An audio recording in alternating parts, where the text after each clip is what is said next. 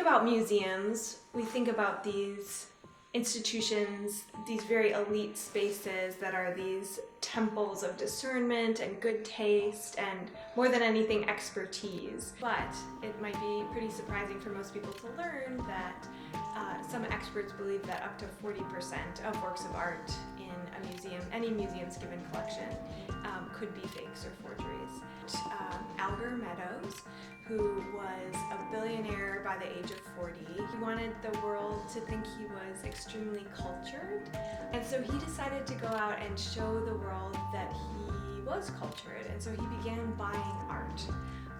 The problem with that is that Alger Meadows knew nothing about art. So Mr. Meadows ended up buying his entire collection of art out of the trunk of a car that was parked in front of his mansion in Dallas. The peddlers and the drivers of that car were an Egyptian man who was raised in Paris named Fernand Legros, and his companion and partner, Réal Lessard, who was a French-Canadian teenager, essentially. He was like a teenager at the time. And they were working together with one of the most infamous forgers of all time, whose name was Elmer Dehoury. Mr. Meadows kind of plays with them like a cat would with a mouse, you know, and he thinks he's just really scamming them. But of course, he is the one being massively scammed. Eventually, everyone kind of decides, or Legros and Lessard and Dehoury decide that they should, you know, kind of cut their losses and make for the hills. So there's some distance, the band kind of breaks up. Dehoury goes one way, Legros and Lessard go theirs. And Dehoury lives this life that he was like made for, that he had told everyone that he was already living. So he lives this life of a self-made aristocrat in Ibiza. He's having these lavish dinner parties, and he is friends with Orson Welles and other stars, and people come to pilgrimage to like visit him. And they know about him because at this point, all hell has broken loose in Dallas. Mr. Meadows, who is very proud of his art collection, has asked a dealer in Dallas to come and appraise it for him. So this dealer comes to look at Mr. Meadows' collection and is absolutely horrified. Over 45 of Mr. Meadows' paintings are forgeries.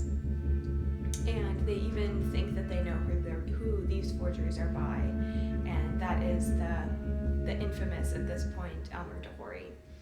So Meadows, as you can imagine, is completely flabbergasted.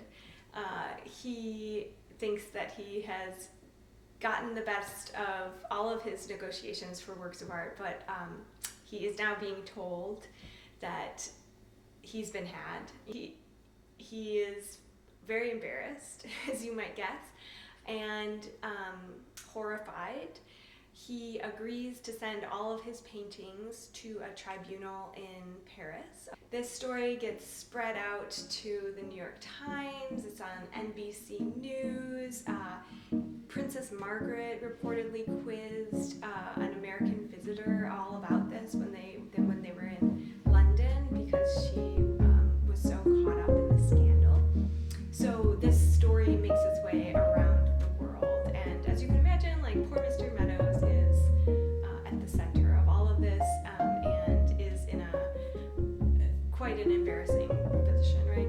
So after being pretty embarrassed, he ends up getting with the program. He ends up kind of making amends and rolling with it, and he decides to kind of put all of his efforts into building SMU's Meadows Museum of Art. And he kind of rolled with the punches during this whole fiasco, and in interviews he was really magnanimous and very open about his like gullibility, which I think is a very endearing quality. And he said, when he was interviewed about the situation, he said, "I must say I'm glad it happened. It's been such a shock. that it has caused me to think very deeply about what I will do in the future. It will be done in a much more satisfactory way. It will be done in a much more enlightened way. It will be even greater for this heritage of ours.